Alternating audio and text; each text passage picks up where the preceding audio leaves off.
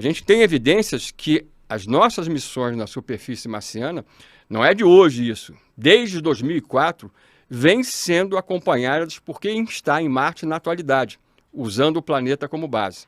A gente já falou de uma civilização avançada no passado que pode ter ou deixado alguns sobreviventes até os dias atuais. Isso é possível, inclusive nos subterrâneos do planeta. Mas a gente tem aquela convicção, pelo que o próprio livro apresenta em termos de materiais, que, no mínimo, base alienígena hoje é o planeta Marte, uma das mais importantes dentro do nosso sistema solar. Por isso que esses UFOs estão sendo fotografados lá. É importante que a gente comece a perceber, isso é uma das coisas que eu gosto sempre de ressaltar, é uma coisa que não tem muito tempo esse tipo de noção, inclusive da minha parte, que aquilo que acontece em termos de ufologia aqui na Terra, dentro da nossa atmosfera, é apenas uma parte de um tipo de atuação extraplanetária que acontece por todo o nosso sistema solar. Os mesmos seres que estão nos contatando, por exemplo, as pessoas em geral, em várias partes do planeta na atualidade, como já o faziam no passado, eles estão, por exemplo, nas luas oceânicas de Saturno. Tá? Existem fotos que nós localizamos através do mesmo processo de UFOs gigantescos na órbita de Saturno, com os devidos links. Então, o aspecto de Marte, nesse momento, ele é fundamental para nós. Por quê? Porque nós estamos fixados em Marte. Porque nós chegamos àquela percepção que a NASA escolheu o planeta vermelho para começar a oficializar a questão da vida extraterrestre. Esse é o ponto. Eles vão começar a falar, pode ser amanhã, pode ser daqui a 6 meses, ou 2 ou 3 anos, mas eu acho que não passa muito disso. Eles vão começar afirmando o quê? Que foi descoberto evidência definitiva de vida ancestral em Marte, vida microbiana. Eles vão começar pela vida microbiana. Na verdade, eles já conseguiram isso há muito tempo. E o livro mostra que a descoberta de vida microbiana, inclusive na nossa época, ou seja, no nosso tempo atual, ou na nossa era, já vem desde o ano 76. O livro mostra a história do homem, né, Gilbert Levin, um dos maiores engenheiros e cientistas ligados à NASA na área espacial, que foi o responsável por 3 experimentos microbiológicos levados para o planeta vermelho pelas 2 espaçonaves do projeto Viking na década de 70, que pousaram lá em 76. Então, o objetivo dos módulos de descida, ou landers, era pegar amostras da própria superfície e fazer essas amostras passarem por esses 3 experimentos microbiológicos. Isso, na época, eu me lembro até de cabeça, no Sol 10, da missão do primeiro lander da Viking 1, no Sol 10, ou seja, no 10º dia da missão, eles já estavam provando vida microbiana na atualidade através desse instrumental levado para Marte. No dia seguinte começou o acobertamento. E esse cientista que eu citei o nome agora há pouco, ele morreu no ano passado, infelizmente, aos 97 anos. Foi notícia, por exemplo, no New York Times. O livro traz um print dessa matéria do jornal americano, pouco conhecido, brincando um pouco, né? Em que o próprio jornal fala dos experimentos feitos através dele, em nome da NASA em Marte, que comprovaram justamente a presença de vida microbiana na atualidade nos 2 pontos das 2 espaçonaves, onde as 2 espaçonaves que eu citei pousaram. Então, isso é só a ponta do iceberg. E dali para frente, você tem, por exemplo, o livro ele mostra imagens, não só de evidências de vida microbiana, do passado, ou seja, ancestral. A NASA gosta muito de usar esse termo ancestral, em vez de falar de vida antiga, apesar de ser, basicamente, quando no inglês você, no fim, quer dizer a mesma coisa, mas ela frisa muito esse tipo de tendência de chamar de vida ancestral, o que eles estão buscando hoje oficializar na atualidade. Por quê? Porque, de uma maneira ou outra, esse é um outro ponto que também as pessoas não têm a menor ideia, hoje um dos aspectos mais investigados, cientificamente falando, é a possibilidade da vida que nós temos aqui na Terra, nós próprios, ter tido origem no planeta vermelho, na época em que Marte foi um mundo igual ao planeta Terra dos dias atuais. Esse detalhe é uma das colocações que eu já fazia na década de 80, por incrível que possa parecer, quando eu já afirmava o quê? Que Marte, no passado, tinha sido um mundo com oceanos, com mares, com rios, com lagos, ou seja, água em abundância, tudo isso em estado líquido, atmosfera rica em oxigênio, temperaturas bem maiores e que ele tinha sido habitado. O que falta a NASA atualmente oficializar é só a parte dele ter sido habitado, porque a NASA já oficializou isso desde 2012, depois reafirmou em 2014 que Marte foi realmente um mundo habitável em termos terrestres, né?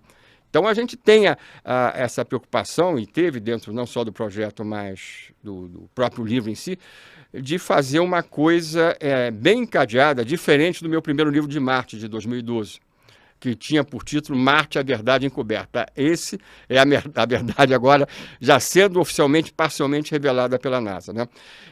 A preocupação do livro atual é mostrar, de uma maneira bem didática, conforme os 6 capítulos, esse tipo de aspecto que vai permitir, no final do livro, a comprovação desse aspecto de vida no passado e presente.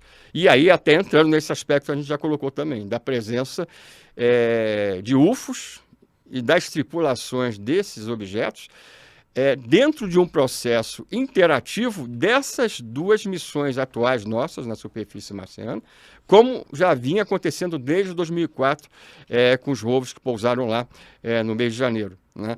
Para que vocês tenham uma ideia, isso é uma coisa que nós destacamos sempre, o livro traz as fotos para comprovatórios. Os rovers, por exemplo, Spirit e Opportunity, que pousaram lá, como eu falei, em janeiro de 2004, eles foram concebidos, e o que eu vou falar agora, qualquer pessoa pode achar com facilidade. A prova, entre aspas, do crime do que eu estou falando, nos próprios sites da NASA, não nesses catálogos mais específicos. Esses rovers, eles tinham uma proposta de tempo de funcionamento de 90 dias só. Só 90 dias. Então, tudo aquilo que se planejou de importante para eles fazerem tinha que ser feito ao longo de 3 meses. Por quê? Porque naquela época esses rovers ainda usavam como energia para a locomoção, para a obtenção de fotos, as análises químicas, o que fosse, energia elétrica que era gerada a partir de painéis solares na parte superior de ambos os rovers, que eram 2 rovers gêmeos, exatamente iguais. E por isso, como a NASA já tinha tido experiência com os landers da década de 70 e da espaçonave Pathfinder, que pousou lá em 97, também com painéis solares, eles sabiam que os ventos marcianos, as tempestades de areia, em pouco tempo, iriam cobrir os painéis, e aí a captação de energia elétrica acabaria. Então, por isso, esse era o tempo para que, literalmente, o rover ficasse com seus painéis sujos. Ora, os meses foram se passando, depois dos 90 dias, cada vez mais ambos os rovers foram ficando com seus painéis cobertos de poeira. A NASA, eu me lembro como se fosse hoje, isso eu vi no jornal Hoje, da Rede Globo, no ano de 2004, no final de 2004, um informe da NASA dado para a mídia avisando que o primeiro deles a chegar, que foi o Spirit, já estava nos seus momentos finais, porque a telemetria, que é aquele tipo de processo de captação do estado, né, das condições de um veículo espacial ou desses rovers, indicava que o nível de energia estava quase zero, ou seja, o rover estava a ponto de apagar, literalmente. De repente, poucos dias depois, aí a NASA começa a parte que é encoberta, né? O que eu estou falando até agora, oficialmente foi estabelecido, divulgado. O que acontece? A NASA diz que de uma noite para outra, o rover apareceu com os painéis totalmente, no caso do Spirit, totalmente limpos, e que a missão estava salva e continuaria, né? Só que ela não tinha de início uma explicação. Como é que houve essa limpeza, né? Agora, ela começou dizendo que foi à noite. À noite, as câmeras desse primeiro rover, citado por mim, não funcionavam. Então, não poderia haver prova de nada do milagre, entre aspas, né?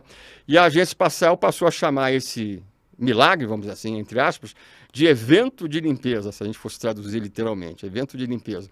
E aí depois sugeriu o seguinte, de maneira absurda, né? Porque não tinha outra alternativa sem o envolvimento de alguém lá interferindo, fazendo vamos colocar claramente, um flanelinha lá em Marte para fazer. A gente fala brincando, mas é por aí, né? O que aconteceu? A NASA sugeriu que, então, como alternativa para aquela limpeza, que os pequenos tornados que eles estavam começando a fotografar na superfície marciana passavam por cima do rover, tinham passado por cima do rover naquela noite misteriosa, e como se fossem aspiradores, limpado, tirado toda a poeira. Ora, o dia que um tornado limpar alguma coisa, né? Só que a NASA não contava que aqueles tornados, na verdade, que estavam aparecendo na primeira temporada, que aí nós estávamos descobrindo que esse fenômeno acontecia em Marte, na verdade, naquele final de 2004, em vez, é claro, de limpar, na passagem real, não na fictícia, quando eles se aproximaram do rover, eles praticamente soterraram. E aí a NASA ficou em silêncio naqueles dias, depois de ela ter avisado que houve a tal limpeza, né? De ter dado essa explicação absurda, porque como é que ela ia afirmar, então, que em menos de 2 semanas o rover estava literalmente apagado, depois da limpeza, né? Aí eu comecei a investigar o catálogo de imagens brutas desse rover e acabei descobrindo até a data exata, o horário em que tudo deixou de funcionar e aproximadamente o horário que tudo voltou a funcionar. Numa segunda limpeza feita logo depois. E aí a NASA, isso que é importante que a gente ressalte. Por que eu falo que ela quer que essas coisas sejam conversadas, sejam divulgadas, né? Porque ela não pode, ela vai ter que ficar com essa explicação absurda que eu dei oficialmente, né? Porque se ela fala o que eu vou falar agora, né, ela vai ter que responder outras perguntas para as quais ela não está preparada para responder. O que aconteceu? Ela liberou fotos batidas logo quando a telemetria voltou a funcionar, e as primeiras fotografias, são dezenas, foram batidas por cima exatamente dos painéis, pelas câmeras que ficam na torre do próprio rover, né? Existem câmeras, né, por baixo também. Então ela começou a fotografar nesse momento os próprios painéis. Para quê? Para ela mesmo descobrir o que tinha acontecido. E esses painéis apareceram a partir desse momento, nas primeiras fotografias, sem um grão de areia. Até dentro dos pequenos orifícios que aparecem nessas fotos de alta definição, você não consegue. Você pode pegar uma lente, mesmo sendo uma foto de alta definição, botar no computador para ver se você acha um grão de poeira, né? Algumas dessas fotos estão no livro aí. Deve ser no capítulo 4. Né? Tá? É uma coisa impressionante. Aí o que aconteceu? O outro rover, que durou um pouco mais tempo sem precisar dessa limpeza ou dessa manutenção de quem está lá em Marte, evidentemente, nos ajudando a fazer as descobertas, o Opportunity, na região de Meridiano e Planum. O que acontece? Ou melhor, o que aconteceu com ele? Ele demorou mais resistiu mais o problema da poeira. Por quê? Porque lá, a milhares de quilômetros do outro rover, do primeiro que eu citei, não estavam acontecendo esses tornados, que na verdade eram os responsáveis por uma quantidade maior de poeira nas proximidades de ambos os rovers, né? Resultado disso. Mas quando ele passou a precisar também do evento de limpeza, nas palavras da NASA, ele progressivamente passou a ser limpo literalmente. E basta eu dizer o seguinte, esse segundo que eu estou citando, o Opportunity, que também chegou lá, como eu falei antes, em 2004, no dia 25 de janeiro, ele durou, em vez de 90 dias, mais de 14 anos com esses sucessivos eventos de limpeza. Exatamente, uma das imagens são essas aí, né? Da esquerda você pode ver que dentro das próprias porquinhas, no dia da limpeza, não há um grão de areia. Uma coisa impressionante. Depois disso tudo está coberto pela poeira, né? E a gente apresenta os dias das fotos, a câmera, que às vezes nem precisa do link que eu forneço também, porque basta você colocar no Google, por exemplo, o nome do rover, o número do dia da foto, que aí, e a câmera, que aí vai aparecer para a pessoa a imagem ou o conjunto de fotografias, né? Isso é só um detalhe para a gente mostrar o tipo de coisa que você não vai ver no Jornal Nacional, nem em rede nenhuma aí, mas que você pode acessar nesses endereços. Só no Paranormal. Mas aí o Guru quer perguntar. O que você quer perguntar, Guru? O que eu quero perguntar? Aham. Não sei. Lógico que você sabe, você quer perguntar quem limpou os painéis. Claro. Eu pensei em outra coisa. Essa é a pergunta de vale $1 milhão. E aí, quem limpou? Olha, hoje, como a gente tem aquela convicção, não só por causa desses eventos, né, tidos como de limpeza, misteriosos, né, mas que existe realmente alguém lá em Marte que está usando o planeta como base. Essa é a ideia, no mínimo, tá? Já que podem haver sobreviventes ainda, de alguma maneira, da antiga civilização lá também, mas o fato é que existe alguém lá em Marte, né, que usa o planeta hoje como base, que tem interesse, tem demonstrado esse interesse, claro, em que as nossas missões possam atingir objetivos até superiores às nossas pretensões, para que, de uma maneira ou outra, essas agências espaciais, no caso, nesse assunto específico, a própria NASA, possa, mais cedo ou mais tarde, ter uma ideia real da amplitude daquilo que eu chamo da presença alienígena, não só no planeta Marte, mas por todo o sistema solar, como eu falei. Agora, existe um processo, claramente, que acaba sendo de depressão, né, de quem está lá em Marte propiciando, mediante esse tipo de ajuda, essas descobertas, que faz com que o próprio acobertamento em termos mundiais para a questão extraterrestre progressivamente possa ser retirado. Isso é um trabalho feito do lado de lá, de quem está do outro lado dessa história, como eu falo, para que os governos, como principalmente o norte-americano, possam ter progressivamente aquela condição de começar a dar, mesmo que seja a nível de conta-gota, essas informações progressivamente.